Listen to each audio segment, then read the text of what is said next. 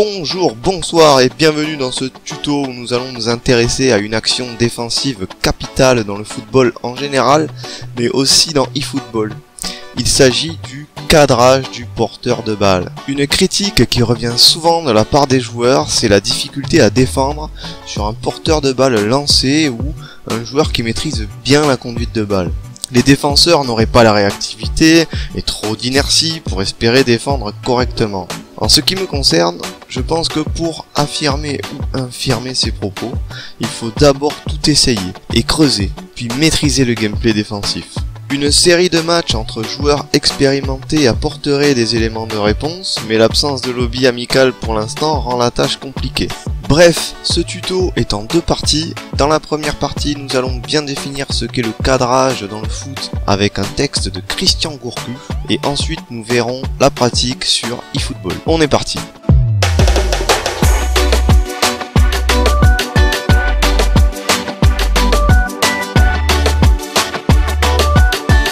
Pour bien comprendre le cadrage en défense, je vais m'appuyer sur un texte de Christian Gourcuff. Alors pour ceux qui ne sont pas intéressés par la théorie, vous pouvez directement aller sur la deuxième partie de la vidéo intitulée « Cadrer dans eFootball ».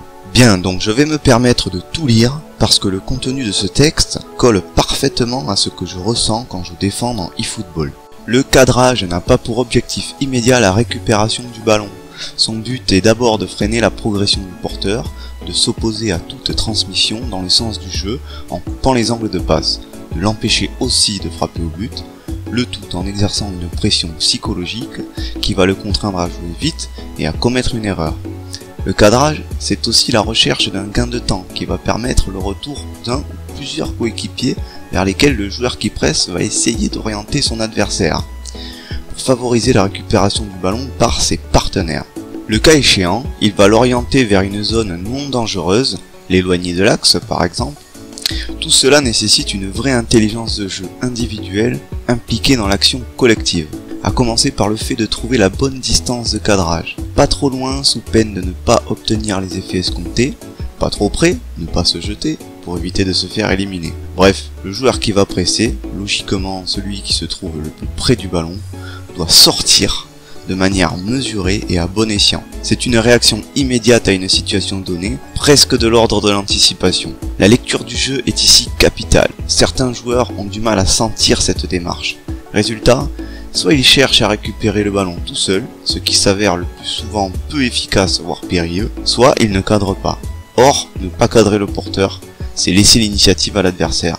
Si je résume, d'un point de vue footballistique, le cadrage permet de freiner l'action et de gagner du temps, de pousser l'adversaire, le porteur de balle, à prendre des risques et à faire des erreurs, de favoriser la récupération de balles par ses coéquipiers, et il y a aussi une notion de distance de cadrage qui est importante.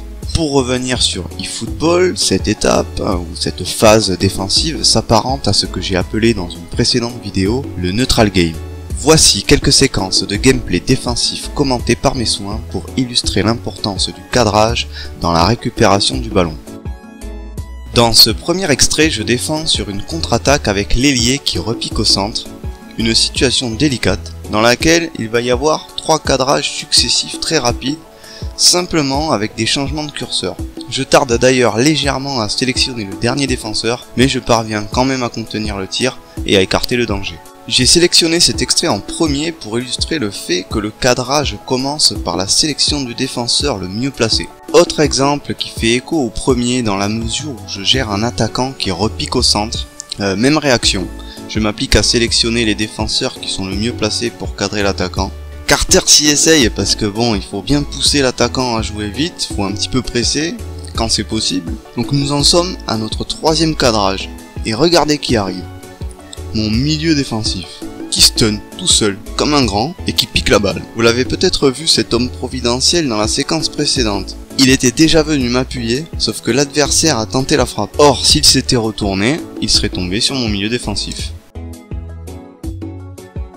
Dans le deuxième extrait, je m'emploie à cadrer un débordement. L'ailier fait un bel appel et part avant mon défenseur. Je pourrais tenter de sélectionner ce défenseur central pour venir le cadrer, mais ça veut dire derrière un 2 contre 1 dans l'axe, et le temps que je m'approche, un petit centre suffirait à créer une dangereuse occasion. À partir de là, Le cadrage consiste à placer son joueur à la bonne vitesse et surtout à la bonne distance. Regardez comme la distance entre les deux joueurs est stable tout au long de la course, tout au long du débordement. L'ailier est libre de changer de direction ou de centrer, mais quel que soit son choix, je vais pouvoir réagir. Dans ce cas de figure, mon adversaire choisit le centre, mais la distance est suffisante pour que mon défenseur réagisse et mette le pied pour intercepter la passe. Nouvelle situation où je fais une grave erreur, l'adversaire me pique la balle très haut sur le terrain, ce qui lui offre une configuration intéressante tout de suite. Le cadrage de Julien va être décisif. Donc il y a un bel appel ici, je garde la distance comme je peux, l'idée étant de pouvoir intervenir sur l'appel ou de couvrir le débordement. D'ailleurs regardez la position 3/4 de Julien, c'est propre. L'ailier de la Roma feinte et part sur le côté, Julien tient son cadrage à la juste distance et il arrive à couper la passe, mission accomplie, je limite la casse.